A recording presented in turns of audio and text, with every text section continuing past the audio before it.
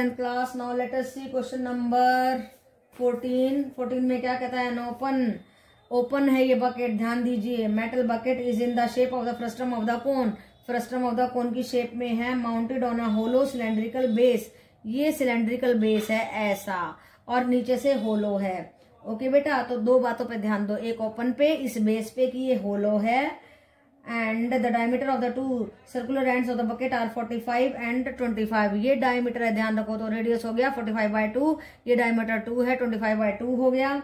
The total vertical height of the bucket is 40, ये पूरी height इसको भी मिला के 40 है, और इस छोटे से की हाइट 6 है। जब 40 में से 6 घटाएंगे तो ये फ्रस्ट्रम की आ जाएगी 34, ये ध्यान रखिए आप। Find the area of the metallic sheet use to make the bucket. अब हमें एरिया निकालना है उस शीट का जो बाल्टी को बनाने में काम आई। Where we do not take into the account of the handle of the bucket, कहता है हैंडल का तो छोड़ देना, कोई बात नहीं, थोड़ा सा है।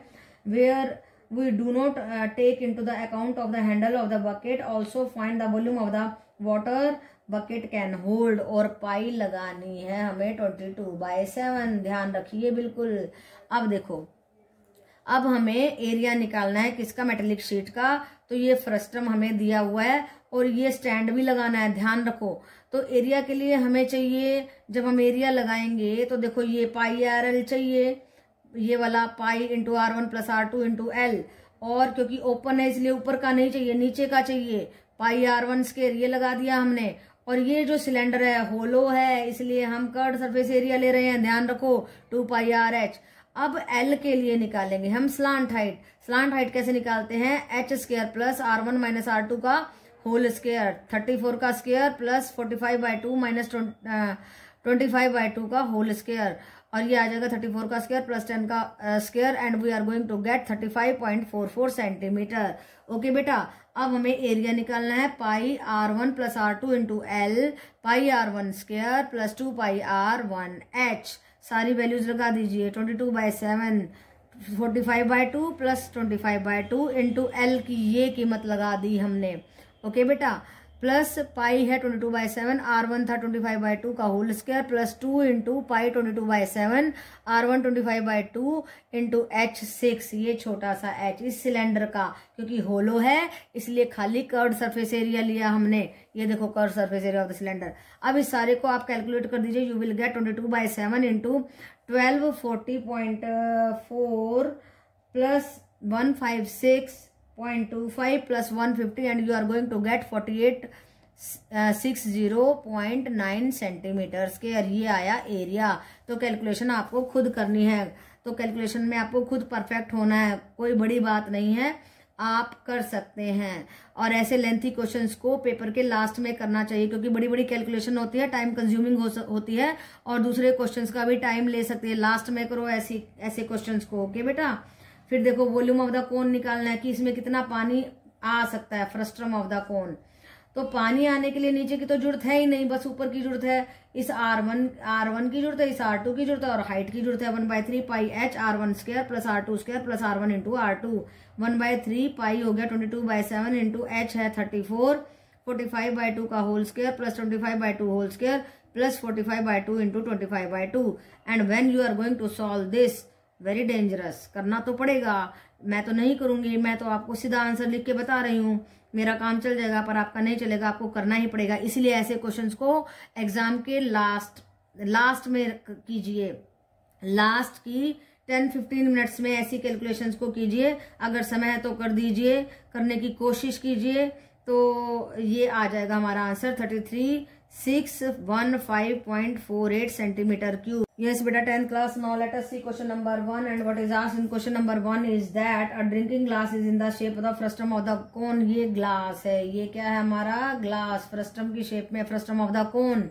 ऊपर का डायमीटर दिया है 4, रेडियस हो गया 2, नीचे का डायमीटर दिया है 2, रेडियस हो गया 1, और हाइट दी है 14 सेंटीमीटर। तो वॉल्यूम कैसे निकालते हैं? इस ग्लास का वॉल्यूम निकालना है कि इसमें कितना पानी आ सकता है, वो आएगा 1/3 पाई h इंटू R1 का स्क्वायर प्लस R2 का square plus R1 into R2। 1/3 22/7 into h क्या है हमारा 14 सेंटीमीटर, 2 का स्क्वायर कीजिए, 1 का स्क्वायर कीजिए, 1 इंटू 2 कीजिए, and you are going to get 1/3 into 44, ये कट कर दिया मैंने, 4 + 1 + 2 ये आ गया 7।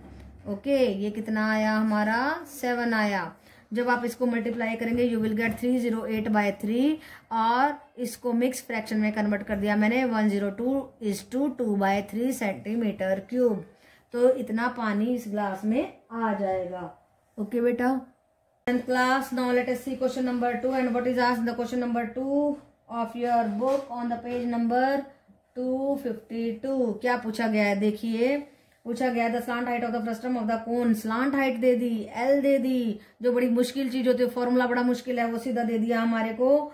And the perimeter of the circumference of the circular ends, ये दो सर्कुलर एंड्स हैं, इनकी सर्कमफ्रेंस दे दी, CF दे दी, वो होती है 2πr, 2πr1 18, 2πr2 6 दे दी। जब हम πr1 इसमें से πr1 निकाल सकते हैं, 2 से डिवाइड करके 9 आ गया, इसमें 6 को डिवाइड करेंगे 2 से तो 3 आ गया। ये दो चीजें निकाल करके रख लीजिए, ये 1 ये 2। अब देखो हमें निकालना क्या है, हमें निकालना है CSA of the frustum of the कोन, वो होता है pi into R1 + R2 × L। इसको खोल दीजिए, πr1L + πr2L। तो πr1 की कीमत है हमारी 9, L क्या था 4, 9 × 4। ऐसे ही πr2 3, L क्या था 4, तो 9 × 4 36, ये आया 12, दोनों को ऐड कर दीजिए 48।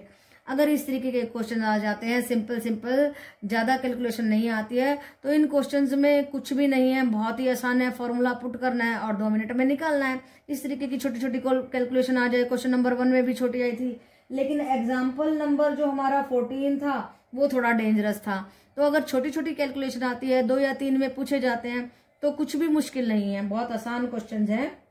बस आपको फॉर्मूलेज लर्न करने हैं, वैल्यूज को पुट करना है। ओके बेटा, yes 10th class, now let us see question number 3 of your exercise 13.4 and what is asked in this question is that third question है on the page number 257 of your NCERT book।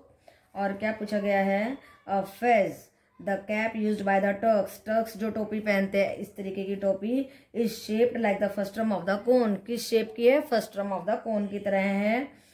and if its radius on the top on the open side is 10 centimetre, तो R1 हमने 10 ले लिया है बड़ा, R2 छोटा जो है हमें दिया हुआ है 4 सेंटीमीटर। तो कहता है if the slant height is 15, slant height क्या है 15 सेंटीमीटर दी है, find the area of the material use for making it. अब देखिए कहता है कि मटेरियल कितना यूज किया जाएगा। तो देखो यहाँ से तो ओपन है, यहाँ से बनाना पड़ेगा और यहाँ से बनाना पड़ेगा, तो यहाँ से क्या आ जाएगा, कर्व्ड सरफेस एरिया क्या आ जाएगा CSA, और यहाँ से क्या आ जाएगा πr2 का स्क्वायर। तो दोनों को जब हम जोड़ेंगे we will get the area for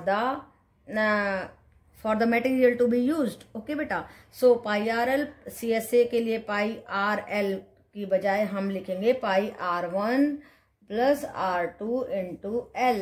ये वाला फॉर्मूला होता है फ्रस्टम ऑफ द कोन में। एंड देन 2πr2 का स्क्वायर, ये हमने फॉर्मूला लिख दिया है। और देखिए फिर हम क्या कर रहे हैं, 22/7 × 10 + 4 लगा दिया, × 15 लगाएंगे।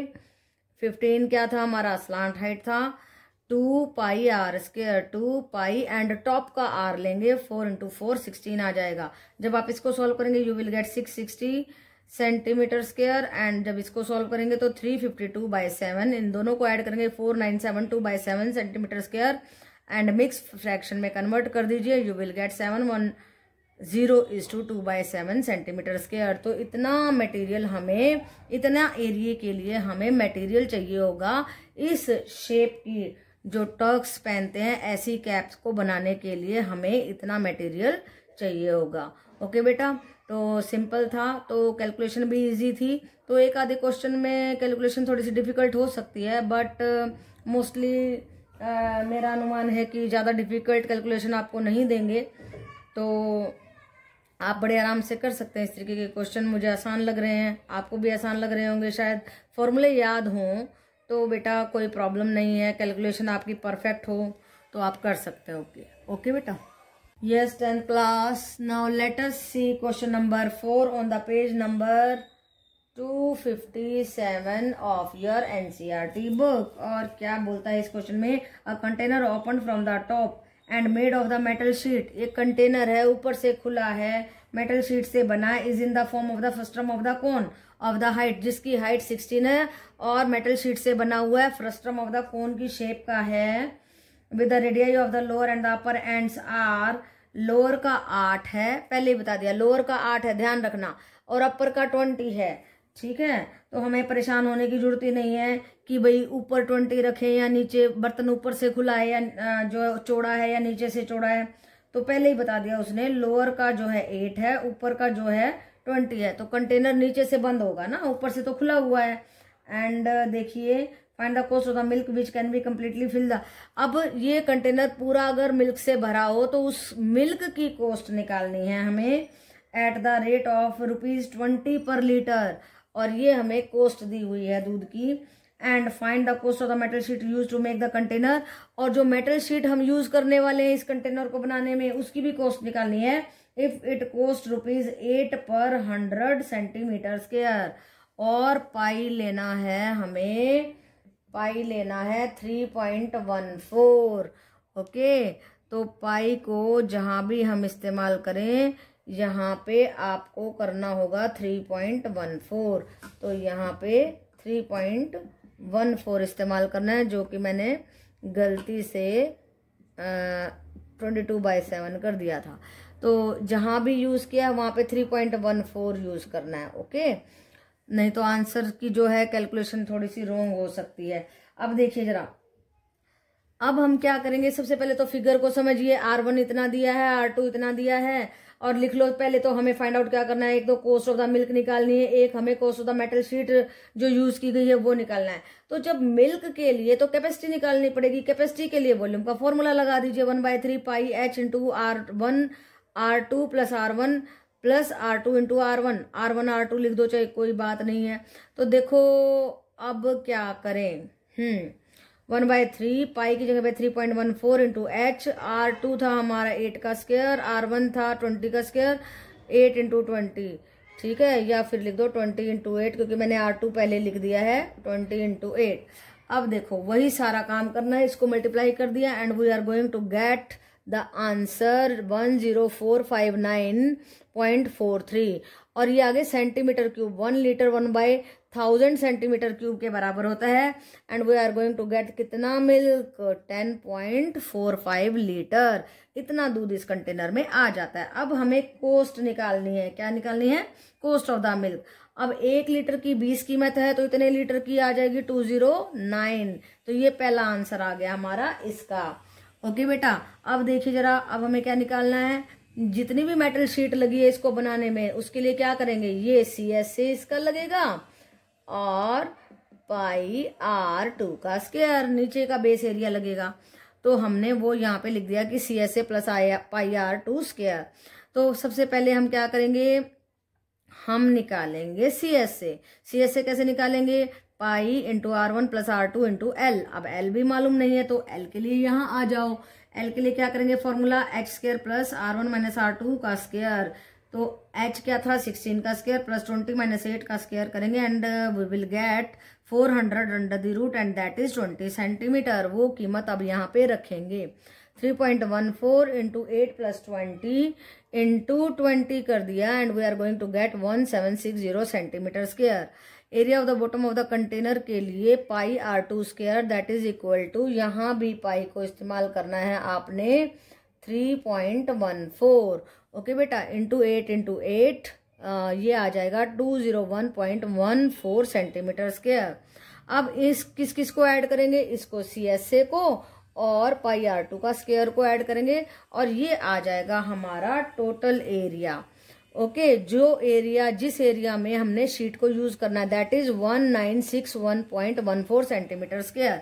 अब देखो 100 सेंटीमीटर स्क्वायर की कीमत कितनी बताई हुई है, ₹8, तो 1 की हो जाएगी 8/100, और जितना एरिया दिया है उससे मल्टीप्लाई कर दो, ये आ जाएगी हमारा cost for the metal sheet. Okay बेटा, जो इसको बनाने में यूज की जा रही है वो आ जाएगी ₹156.89।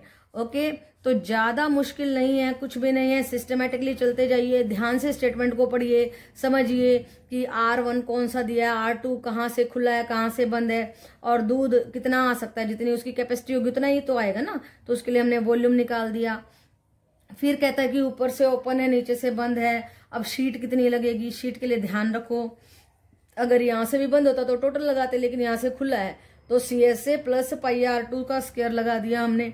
और ये ध्यान रखो कि पाई क्या यूज करनी, पाई हमें यूज करनी है 3.14, इसको नहीं भूलना, नहीं तो कैलकुलेशन रॉन्ग आ जाएगी, थोड़ा सा फर्क आ जाता है हमेशा। उसके बाद देखो CSA में L का इस्तेमाल हो रहा है तो L ऐसे यूज करना, ये स्लांट हाइट है, इसे हमें निकालना पड़ेगा।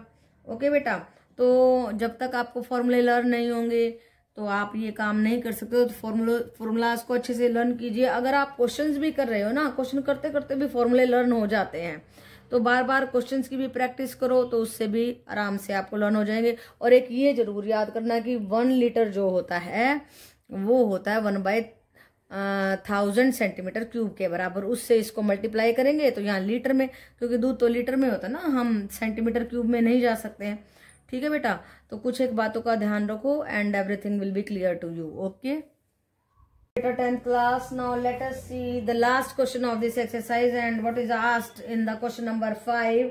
A metallic right circular cone 20 centimetre high, कितना हाई है ये कोन, 20 सेंटीमीटर, देखो, and whose vertical angle is, देखो एंगल दिया 60 डिग्री, इसका भी इस्तेमाल करना है, is cut into 2 parts at the middle of the height by a plane parallel to its base। ऐसे काट दिया इसको, 2 हिस्सों में कोन को काट दिया, तो एक कोन बना और एक फ्रस्ट्रम ऑफ द कोन बना। If the frustum so obtained be drawn into a wire of the diameter 1/16, तो ये जो फ्रस्ट्रम है इससे ये वायर बना दी एक लंबी सी, उस वायर का डायमीटर दे दिया 1/16, तो रेडियस क्या हो जाएगा, रेडियस हो जाएगा 1/32 सेंटीमीटर इस वायर का, सिलेंड्रिकल सी हो जाएगी ना वायर, तो और उसकी हाइट हमें जो है निकालनी है, इस वायर की हाइट, तो निकालना क्या है, हमें इस वायर की हाइट निकालनी है जिसका रेडियस 1/32 मैंने आपको बता ही दिया है। तो अभी क्या करते हैं, सबसे बड़ी बात तो ये है कि हमारे पास BC नहीं है, DE नहीं है, पहले इसी को निकालने की कोशिश करते हैं। तो इस एंगल का इस्तेमाल करते हैं इन द ट्राइंगल ABC में, ये राइट एंगल है ना यहाँ पे, तो देखिए ABC में टेंजेंट 60 किसके बराबर होगा, AB/BC के। AB क्या दिया हुआ है हमारे को, 20 दिया है, BC को उधर ले जाओ, टेंजेंट 60 क्या होता है, ट्रिग्नोमेट्री से आप मालूम करेंगे, √3 होता है, BC आ जाएगा 20/√3, तो इतना क्लियर है आपको कि BC आ गया 20/√3। अब देखते हैं जो ट्राइंगल ADE है that is similar to ABC के, इसलिए AD/AB will be equal to DE/BC, इस चीज का इस्तेमाल करेंगे सिमिलैरिटी का, क्योंकि ये मिड पॉइंट है ना, तो ये दोनों सिमिलर हो जाएंगी। अब देखो जरा, अब DE/BC, BC दिया 20/√3 इज इक्वल टू AD था हमारा 20 ना, AD कितना था, AD देखिए जरा, AD ये 20 था ना, तो ये इक्वल हिस्से में बांटा था तो ये भी 10 हो गया, AD 10/AB था 20। ओके बेटा, तो DE आ गया 10/20 को मल्टीप्लाई कर देंगे 20/√3 से and we are going to get 10√3। अब इतना करने के बाद में हमारे पास क्या आ गया, एक तो ये DE आ गया 10√3, R1 आ गया, R2 आ गया 20, तो यही चीजें तो हमें जरूरत है, किस चीज के लिए, वॉल्यूम के लिए। वॉल्यूम किसका, फ्रस्ट्रम ऑफ द कोन का, इस हिस्से का, ये मैंने अलग से बना दिया ताकि आपको परेशानी ना हो। देखो ये 20 में से ये भी 10, ये भी 10, ये हाइट 10 आ गई, R1 आ गया, R2 आ गया।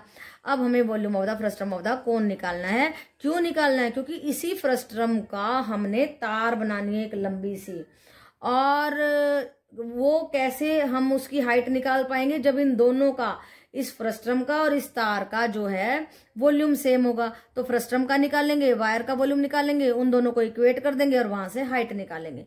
तो अब आपके माइंड में ये क्लियर है कि हमें चलना कैसे है, किस रास्ते पे चलना है। तो वॉल्यूम ऑफ द फ्रस्ट्रम क्या होता है, 1/3 पाई H R1² plus R2² plus R1 into R2।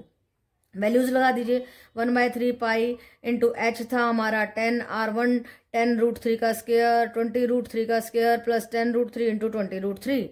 Okay बेटा, और जब हम इसको सॉल्व करेंगे 1/3 पाई इंटू 10 इंटू ये आ जाएगा 100/3, 400/3, 200/3, सारा मिलके 700/3, और ये हो जाएगा 7000 pi by 9 centimetre square cube. Volume तो क्यूब में होता है ना। अब वायर का निकालो। देखो ये जो वायर मैंने बनाई हुई है इसका रेडियस है 1/32 और हाइट हमें निकालनी है, लेकिन वॉल्यूम कैसे निकालेंगे? पाई आर स्क्वायर एच। सिलेंड्रिकल सी होगी ना ये वायर, ऐसे सिलेंड्रिकल सी सीधी बना लो इसको ऐसे। तो ये सिलेंड्रिकल सी वायर है, पता नहीं कितनी लंबी है, उसकी हाइट ही निकालनी है हमें।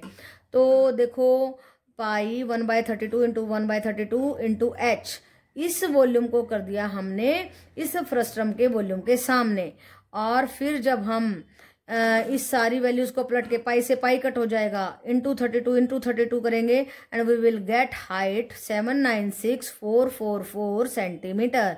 उसको मीटर में कन्वर्ट कर दीजिए, 100 से डिवाइड कर दीजिए, यू विल गेट 7964.44 मीटर। तो हमने इस फ्रस्ट्रम के मटेरियल से जो भी क्या बनी, वायर बनी, उसका क्या कर दिया हमने, उसकी लेंथ निकाल दी।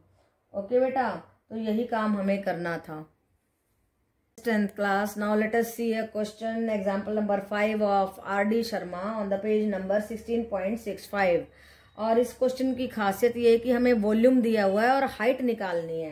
तो देखिए स्टेटमेंट में क्या कहता है, a bucket is in the form of the frustum of the cone. Frustum of the cone की शेप में है और कितना पानी होल्ड करती है 28.490 लीटर। लीटर को हम सेंटीमीटर में पहले कन्वर्ट करेंगे, तो देखो किससे मल्टीप्लाई करेंगे, 1000 से मल्टीप्लाई करेंगे एंड 28490 सेंटीमीटर क्यूब इसका वॉल्यूम आ जाएगा। ओके बेटा, तो अगर हमें वॉल्यूम दिया है तो हमें हाइट कैसे निकालनी होगी। देखिए R1 दिया 28 सेंटीमीटर, R2 दिया 21 सेंटीमीटर, ये मैंने लिखे हुए हैं। तो उसके वॉल्यूम का फॉर्मूला लगा देंगे ऐसे, 1/3 pi H into R1 square plus R2 square plus R1 into R2, 1/3 22/7 लगा दीजिए। एच हमें निकालना है, एच को हमने एच ही ले लिया, हाइट को हमने क्या लिया, एच लिया। ओके बेटा, 28 स्क्वायर प्लस 21 का square plus 28 into 21, R1 into R2 होता है ना, तो 284 ये वॉल्यूम रख दिया हमने यहाँ पे centimetre cube. 22/21 into H and जब इसका स्क्वायर करेंगे 784, इसका करेंगे तो 588 एंड नहीं इसका 441 और इसको मल्टीप्लाई करेंगे वी विल गेट 588। इन सबको ऐड करेंगे 1813 और जब इसको हम h को इधर छोड़ के बाकी को उधर ले जाएंगे और सॉल्व करेंगे तो 15 सेंटीमीटर हाइट आ जाएगी। तो वह आपने ये भी सीख लिया कि वॉल्यूम दिया है तो h कैसे निकालते हैं। तो वॉल्यूम का फॉर्मूला लगा दीजिए और हाइट निकाल सकते हैं बड़े आराम से। ओके बेटा।